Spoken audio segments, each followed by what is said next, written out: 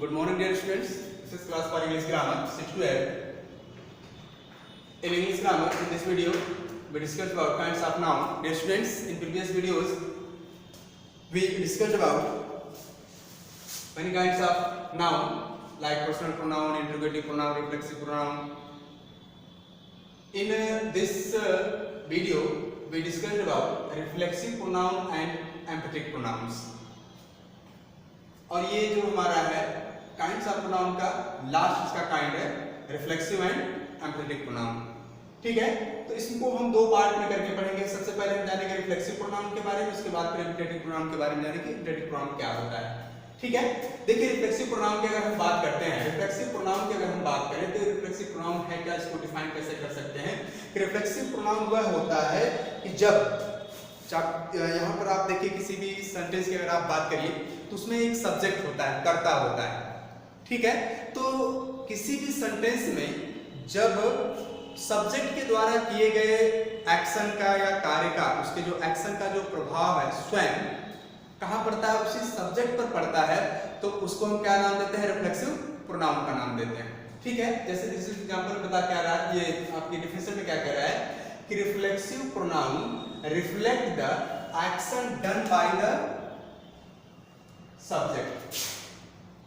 क्या कह रहा है कि रिफ्लेक्सिव प्रोनाउन जो होते हैं वो रिफ्लेक्ट करते हैं, किसको रिफ्लेक्ट करते हैं, action done by the subject. ठीक, सब्जेक्ट के द्वारा किए गए एक्शन को क्या करते हैं, रिफ्लेक्ट करते हैं। कहां पर, ऑन द सब्जेक्ट इटसेल्फ। ठीक, क्लियर है। अभी हमने क्या बताया कि सेंटेंस में एक कर्ता होता है, सब्जेक्ट होता है, तो सब्जेक्ट के द्वारा किए गए एक्शन का द्वारा, उसके द्वारा किए गए कार्य का जब प्रभाव सीधे उसी स्वयं, उसकी क्रिया का जो प्रभाव है वो स्वयं कर्ता पर ही पड़ता है, यानी सब्जेक्ट पर ही पड़ता है, तो उसको हम क्या नाम देते हैं, रिफ्लेक्सिव प्रोनाउन का नाम देते हैं। क्लियर है। Reflexive pronoun reflect the action done by the subject, यानी कि सब्जेक्ट के द्वारा जो क्रिया की गई उसका प्रभाव जब स्वयं सब्जेक्ट पर ही पड़ता है, तब उसे हम क्या नाम देते हैं, रिफ्लेक्सिव प्रोनाउन। अदर शब्दों में कह लीजिए, इन अदर वर्ड्स में अगर आप कह लीजिए, कह रहा है reflexive pronoun is used when the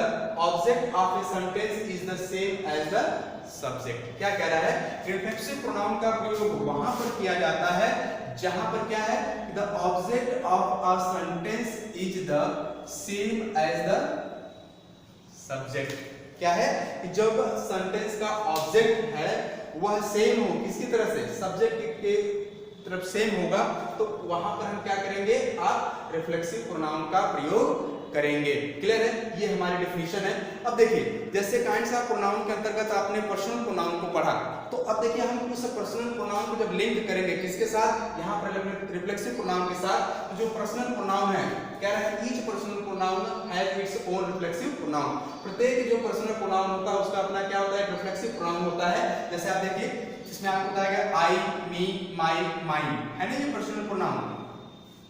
ठीक है, तो अब इन पर्सनल प्रोनाउन के अंतर्गत क्या है, इनका एक रिफ्लेक्सिव प्रोनाउन क्या होगा आपका, माई सेल्फ। ठीक है, तो जहां पर भी इस प्रकार के आपके सब्जेक्ट के रूप में आएंगे तो वहां पर हम क्या प्रयोग करेंगे, रिफ्लेक्सिव प्रोनाउन के अंतर्गत क्या करेंगे, हम माई सेल्फ का प्रयोग करेंगे। ठीक है, यू अगर सिंगुलर फॉर्म में है, यू कहां पर है, सिंगुलर के सेंस में लिया गया है, तो योर, यू, योर्स के लिए क्या होगा, योर सेल्फ होगा। ही, हिम, हिज, ये भी आपके पर्सनल प्रोनाउंस हैं, इसके लिए आप हिमसेल्फ का प्रयोग करेंगे। इट, इट्स, इसके लिए आप इटसेल्फ का प्रयोग करेंगे। सी, हर, हर्स, इसके लिए आप इसका प्रयोग करेंगे, हरसेल्फ का प्रयोग करेंगे। ये सभी के सभी जो अभी मैं आपको बता रहा हूं, ये सब क्या है, पर्सनल प्रोनाउन है, और इन पर्सनल प्रोनाउन के अपने अपने रिफ्लेक्सिव प्रोनाउन है। ये जो माई सेल्फ है, योर सेल्फ है, हिम सेल्फ है, इट सेल्फ है और हर सेल्फ है। यहाँ पर इधर में आवर सेल्फ दिया हुआ है, योर सेल्फ दिया हुआ है और देम सेल्फ दिया हुआ है।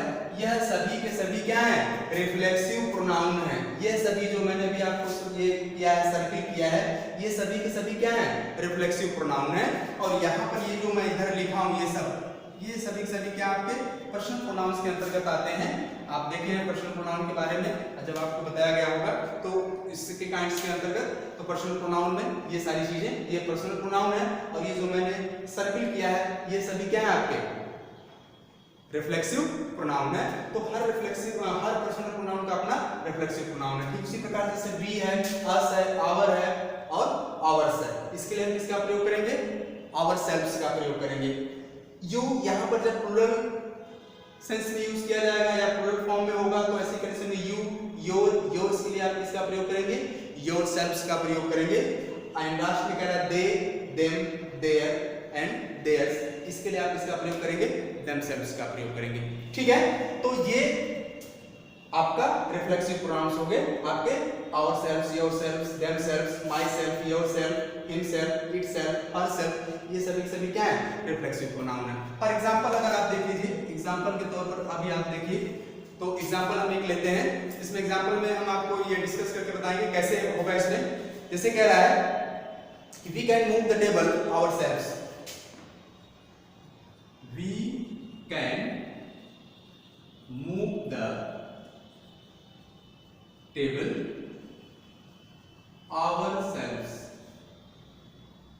ठीक है, देखिए यहां, अब देखिए यहां पर ये सब्जेक्ट ही है ना, वी, ये क्या है? इस सेंटेंस, ये पूरा सेंटेंस आपका, इस सेंटेंस में यह जो है क्या है? सब्जेक्ट ग्रुप में आया हुआ है वी, यानी हम, ये प्लूरल सेंस में हुआ है। तो देखिए यहाँ पर वी है ना, वी है, अस है, आवर्स है, इसके लिए हमने आवर सेल्व्स का कहा है ना, इसका जो रिफ्लेक्सिव प्रोनाउन ये पर्सनल प्रोनाउन है, और इस पर्सनल प्रोनाउन के लिए हम इसका प्रत्येक पर्सनल प्रोनाउन का अपना एक रिफ्लेक्सिव प्रोनाउन होता है, इसका रिफ्लेक्सिव प्रोनाउन क्या है?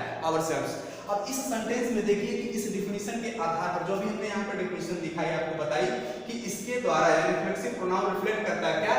Action done by the subject on the subject, यानी कि जो एक्शन किया गया किसके द्वारा? सब्जेक्ट के द्वारा जो क्रिया की गई उसका जो प्रभाव वो सीधे किस पर पड़ता है? सब्जेक्ट पर ही पड़ता है, तो वहां पर क्या होता है? रिफ्लेक्सिव प्रोनाउन होता है। देखिए we can move the table ourselves, we can move the table, यानी ये जो टेबल है, ठीक है, इसके लिए कौन सी क्रिया की जा रही है? ये मूव है ना, ये क्रिया है।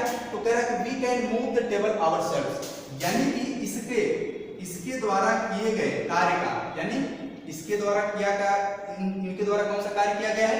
टेबल को मूव करने का काम किया गया। किसको मूव किया गया है? टेबल को। तो अब ये जो टेबल को मूव करने का जो प्रभाव है, एक्शन जो है, वह किस पर पड़ रहा है? स्वयं इसी सब्जेक्ट पर पड़ रहा है।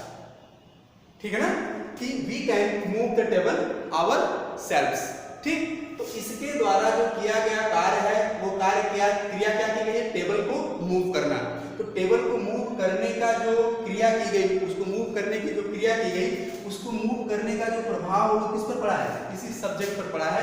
तो यहाँ पर क्या है? आपका रिफ्लेक्सिव प्रोनाउन है। देखिए यहाँ पर ये जो आवरसेल्व्स है, ठीक है ना, आवरसेल्व्स स्वयं है ना, यहाँ पर ourselves, we can move the table ourselves, हम टेबल को स्वयं मूव कर सकते हैं।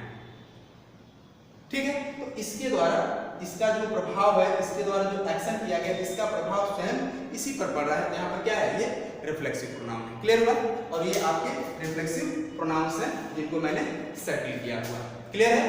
कल की वीडियो में हम लोग पढ़ेंगे एम्फेटिक प्रोनाउन क्या होता है, कि इसके बारे में रिफ्लेक्सिव प्रोनाउन अलग है और ये अलग है। कल की वीडियो में हम लोग एम्फेटिक प्रोनाउन को क्लियर करेंगे, उसकी डेफिनेशन को जानेंगे, उसके एग्जांपल्स को समझेंगे।